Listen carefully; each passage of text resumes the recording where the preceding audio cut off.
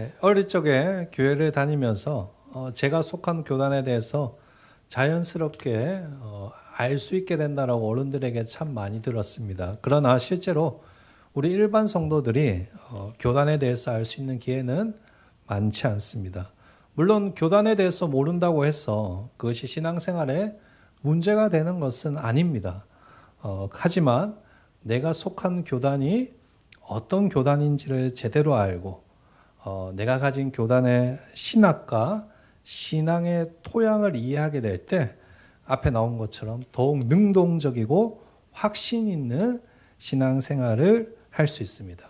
따라서 오늘은 우리 대구 한일교회가 어느 교단에 속한 교회이고 또 어떠한 신학적인 입장을 지지하는지 함께 두 번째 전반기인 교육으로 함께 말씀을 나누고자 합니다. 우리가 신앙생활하면서 교단, 교파라는 용어를 자주 사용하는데 이 두 가지 용어가 굉장히 헷갈리기 쉬운 개념입니다. 그러나 이 나무의 비유로 접근하면 이해하기가 조금 쉽습니다. 앞에 보시는 것 같이 첫 번째는 뿌리입니다. 뿌리. 이 뿌리는 마태복음 16장 16절. 여러분 마태복음 16장 16절 무엇일까요? 주는 그리스도시요 살아계신 하나님의 아들입니다. 라는 이 베드로의 고백, 이 믿음의 고백 위에서 시작된 개신고 전체를 의미하는 것입니다. 우리는 같은 뿌리를 가지고 있습니다, 여러분. 두 번째는 큰 가지인 교파입니다. 신학적인 색채나 강조점의 차이로 인해서 교파가 나뉘어지게 되었습니다. 저희 대구 한일교회 같은 경우는 하나님의 주권을 강조하는 대한예수교 장로회 교파 안에 소속되어 있습니다.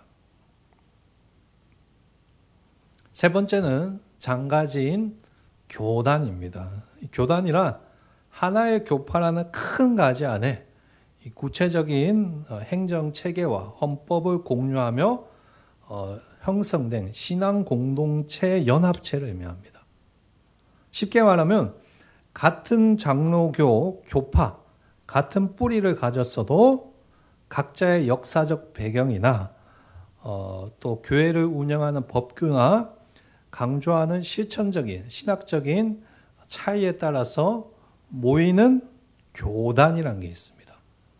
예를 들어서 우리 교파, 이 장로, 대한예수교 장로라는 교파 안에는 어떤 교단들이 있을까요?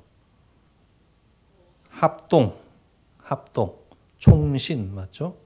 총신신학교, 합동, 또 고신, 또 우리 합신. 이렇게 여러 가지 뿌리 속에서 큰 가지 교파들이 있고 또 거기서 교단이 있습니다. 좀 구분이 되시나요? 네. 저희가 이렇게 살펴보는 것 같이 교파에 따라서 교단에 따라서 신앙의 형식과 전통은 다를 수 있습니다. 그러나 나뭇가지가 다르게 뻗어 나가는 것처럼 결국 한 나무에 붙어 있다는 사실이 굉장히 중요합니다. 예수님에 대한 신앙 고백을 같이 공유하고 있다면 서로 다른 교파라도 존중할 수 있어야 됩니다, 여러분. 이게 굉장히 중요합니다. 우리 굉장히 이렇게 배타적인 입장을 가지고 교단을 바라보는 분들이 있는데요. 건강하지 못한 것입니다, 사실. 생각이 다를 수는 있습니다. 해석이 다를 수는 있지만 같은 신앙을 고백하기 때문에 우리는 한 지붕 아래에 있는 가족과 같습니다. 그 사실을 항상 명심하시기 바랍니다. 이걸 모르면 남들을 막 비하하고 깎아내리는 경우가 많은데 절대 그렇게 해서는 안 되고요. 좀 다르구나라는 입장을 우리가 접근해야 됩니다. 자, 여기까지 왔으면 첫 번째 우리가 큰 단원을 마쳤고요. 질문을 해보도록 하겠습니다. 자, 이 질문 한번 띄워주시겠습니까? 그렇다면 우리 대구 한일교회가 속한 교파와 교단은 어디일까요? 김주희 원사님, 용기를 내셨습니다. 합동이라고요, 저희 교파는 어디입니까?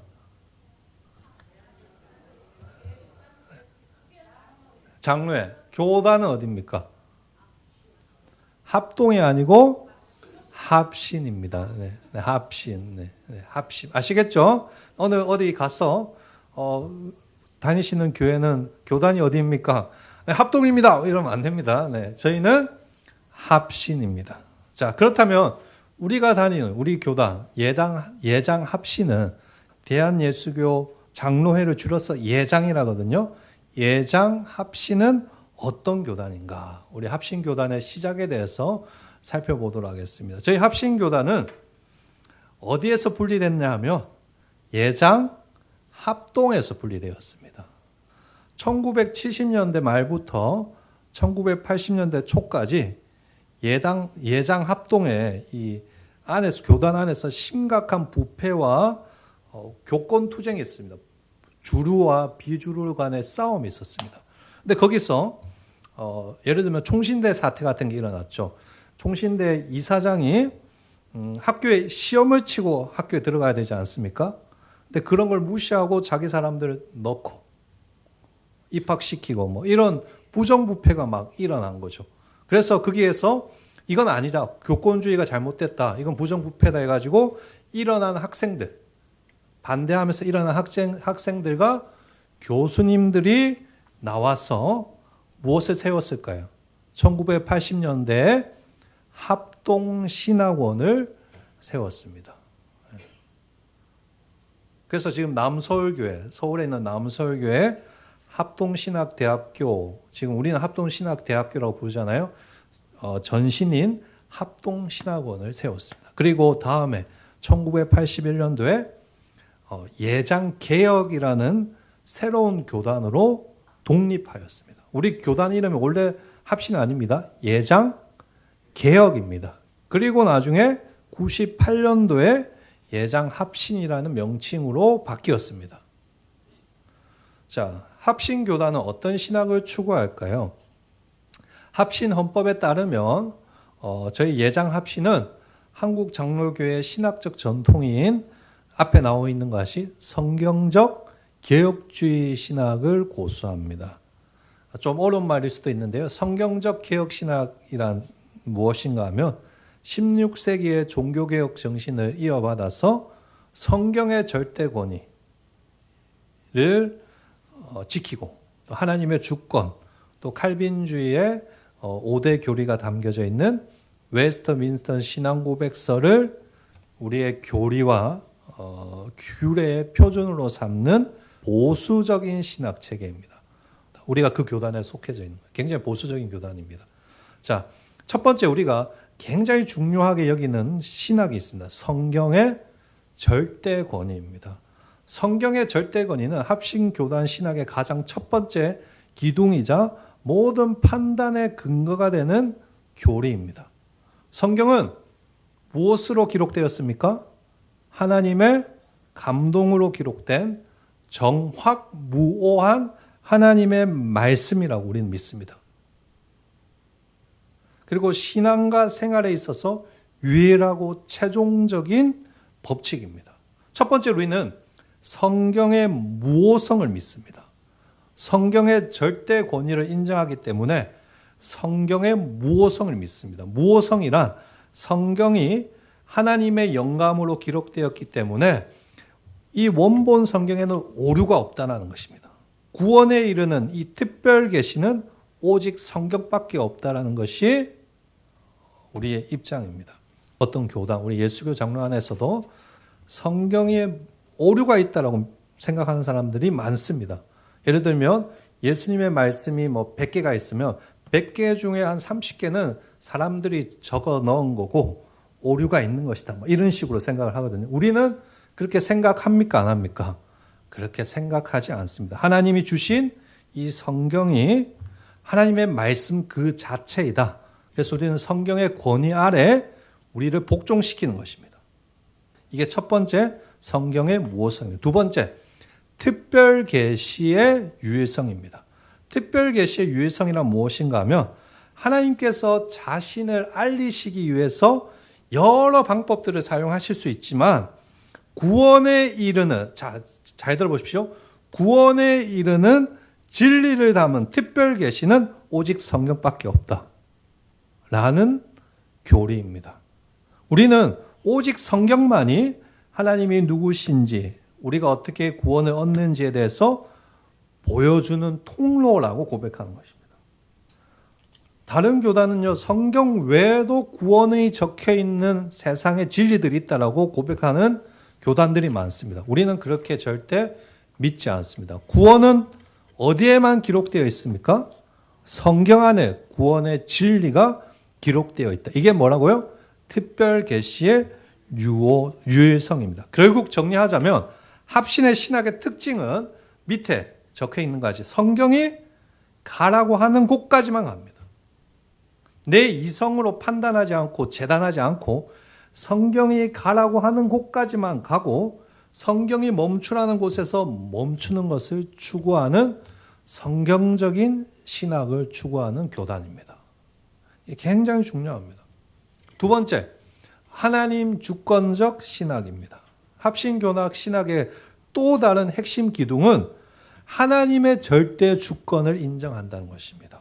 하나님의 절대 주권이란 간단하게 요약하자면 하나님께서 이 세상을 창조하셨을 뿐만 아니라 지금도 모든 역사를 다스리고 계시고 우리의 구원과 우리 삶의 모든 영역을 친히 주관하고 계신다라는 믿음입니다. 첫 번째로 구원의 주권입니다. 우리 합신은 우리가 하나님을 선택한 것이 아니라 누가 우리를 선택했다라고 고백합니까? 하나님께서 딱 중요한 것, 태초 전에 우리를 선택하셔서 하나님의 주권적인 은혜로 구원을 받았음을 고백합니다. 오늘 우리 오전 대예배 때 나눈 말씀과 같이 하나님이 나를 하나님의 백성으로 불러주셨다.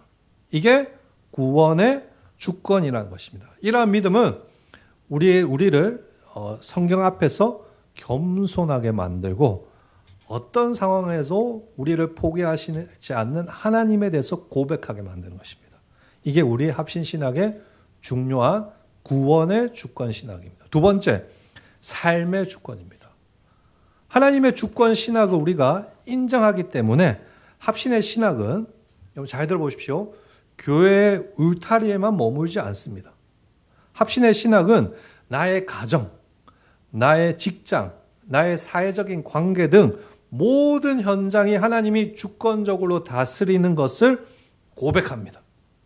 그래서 합신은 주일뿐만 아니라 평일의 삶에도 하나님 앞에서 살아가는 것. 이게 다른 말로 뭐라고 할까요? 코람데오의 정신을 굉장히 중요하게 생각합니다. 우리는 주일날 예배드리고 주일날만 거룩하게 사는 사람들이 아닌 것이죠. 우리 교단에서는 무엇을 강조하는가? 주일날에 그 거룩함을 가지고 어디로 나가라고요? 삶으로 살아라. 이게 우리 합신에서 가르치는 굉장히 중요한 신학입니다. 자, 다음. 웨스트민스터 신앙고백서가 있는데요. 이것은 성경의 핵심 교리를 정리한 책입니다. 이 책을 우리가 교단의 헌법책에 가장 중요한 신앙교리로 삼고 있습니다. 그래서 헌법책, 우리 장로님들도 헌법책이 있으실 텐데요. 헌법책을 보시면 교리에 대해서 웨스트민스터 신앙고백서를 그대로 넣어놨습니다. 우리가 웨스터 신앙고백서를 따르는 이유는 역사 속에서 검증된 바른 신앙의 고백을 따라서 우리도 그 신학의 길을 걸어가기 위해서 함께 그 믿음의 길을 걸어가기 위해서 우리 합신은 웨스트민스터 신앙고백서를 따라갑니다. 자, 여기까지 왔으면 두 번째 큰 우리가 합신의 신학에 대해서 살펴보았고요. 질문을 하겠습니다. 이번 질문에도 앞에 질문에서는 대답을 하신 분이 없으니까 이번 질문에도 대답하시면 제가 선물을 드리겠습니다. 합신교단이 한번 질문 띄워주시겠습니까? 합신교단이 이러한 신학을 추구하는 이유는 무엇이라고 생각하십니까? 자, 여러분 생각을 한번 자유롭게 한번 발표해 보시죠. 왜 우리 합신은 성경만이 하나님의 말씀이라고 믿는 것일까? 왜 그럴까요? 네, 온정환 집사님. 변하지 않으니까. 흔들리지 않으려고 그렇게 하는 것이죠. 와, 너무 좋은 답변이에요. 성경 외에도 하나님의 구원 진리가 세상 가운데 흩어져 있다 이러면 성경을 하나님의 말씀으로 유일하게 믿고 살겠습니까? 그래서 우리는 성경이 유일한 하나님의 특별 계시다는 걸 굉장히 중요하게 생각합니다. 제가 유학하면서 그 교단 목사님들과 교류도 하고 신학적인 토론도 하고 공부도 같이 했는데 성경 자체를 하나님의 말씀을 안 믿습니다. 자기가 믿고 싶은 것만 믿습니다. 그러니까 심각한 오류가 생기는 거죠. 어떤 오류가 생길까요? 홍해를 건넜다. 홍해를 건넌 게 아니고 건넌 것처럼 표현한 것이다. 이해가 되세요? 그런 식으로 성경을 해석해 버립니다. 그러면 우리가 하나님의 말씀 믿을 이유가 있겠습니까? 믿을 이유가 없는 것이죠. 그래서 우리 합신교단은 그런 위험성을 방지하기 위해서 하나님의 말씀이 변하지 않는다는 것을 굉장히 중요하게 생각합니다. 그래서 우리 합신 신학의 가장 중요한 신학은 성경만이 하나님의 말씀이다. 아시겠죠? 이것을 잘 기억하시기를 바랍니다. 세 번째 우리 보도록 하겠습니다. 합신교단의 세 가지 모토. 저희 합신교단은 아까 우리 살펴본 신학적인 이 배경 아래 세 가지 구체적인 이념을 가지고 있습니다. 첫 번째, 바른 신학입니다. 바른 신학이란 인본주의를 배제하고 오직 성경 중심의 신학을 지키는 것입니다. 우리 합신은 오늘날 가장 위험한 신학이 자유주의 신학, 인본주의 신학이라고 생각하는 사람들입니다. 우리는 아까 이야기한 것처럼 내 이성으로 받아들일 건 받아들이고 아닌 건 아니고 이런 식의 자유주의 신학을 거부합니다. 우리는 하나님의 말씀만이 진리라는 것을 믿고 이 말씀 위에 우리의 신학을 세워갑니다. 이게 합동신학대학원에서 배우는 것입니다. 두 번째, 바른 교회입니다. 굉장히 중요하죠. 합신의 목표는 바른 교회를 세우는 것입니다. 사람이 주인이 되어서 다스리는 교회가 아니라 오직 하나님이 다스리시고 성령의 인도함을 받고 예수님이 머리가 되는 바른 교회를 세우는 것이 우리 합신의 목표입니다. 그래서 우리 합신은 외적인 성장이나 화려함보다 성경을 가르치는 것이 더 중요하다라고 가르칩니다. 세상 속에서 하나님의 백성으로 살기 위해서 성경을 잘 가르쳐야 된다라고 저희는 가르칩니다. 세 번째, 바른 생활입니다. 바른 생활. 자, 이게 굉장히 중요하죠. 바른 생활이란 배운 진리를 머릿속에서 기억하는 것에서 머무는 것이 아니라 삶으로 증명해내는 것을 이야기합니다. 우리의 신앙 고백은, 우리 합신교단의 신앙 고백은 바른 신학, 바른 교회에만 머무는 것이 아니라 교회를 넘어서 어디까지 나가는 것이죠? 세상 속에까지 나가는 것입니다. 우리 성도들에게 그러니까 어떤 사명이 주어져 있는 거죠. 어떤 사명이죠? 세상 가운데 바른 그리스도인의 삶을 살아가는 사명이 주어져 있는 것이죠. 오늘 우리가 아침에 나눈 말씀처럼 은혜만 강요하지 않고요. 우리 합신은 그 은혜에 합당한 삶도 강요하고 있는 것입니다. 자, 합신 교단이 어떤 신학을 추구하는지 생각해 보았고 어떤 신앙 고백을 하는지 생각해 보았습니다. 오늘 우리가 교단에 대해서 배웠는데 이 배우신 것을 잘 기억하시고 우리 합신교단을 사랑하고 합신교단이 추구하는 신학을 따라가는 우리 한일교회 성도님들 되시기를 간절히 축복합니다. 저 목사님은 왜 저렇게 성경을 강조해? 제가 배운 신학이 그래서 그렇습니다. 어쩔 수 없습니다. 제가 배운 신학에 근거해서 설교를 하고 가르치니까 여러분도 잘 따라오셔서 바른 말씀 가운데 바르게 성장해 나가는 우리 합신교회 성도들 되시기를 축복합니다. 우리 앞에 마지막 고백이 있는데요. 자, 우리 지금까지 배운 거 고백을 담아서 함께 저를 따라서 고백하겠습니다. 우리는 바른 신학 위에 서겠습니다. 우리는 바른 교회를 세우겠습니다. 우리는 바른 생활로 세상의 빛이 되겠습니다. 아멘. 네, 오늘 우리 배운 이 신학을 가지고 또 합신교단에 대해서 잘 배우셨으니까 우리 합신교단을 사랑하시고 더욱더 발전해 나가는 우리 한일교회 되기를 예수님의 이름으로 축복합니다.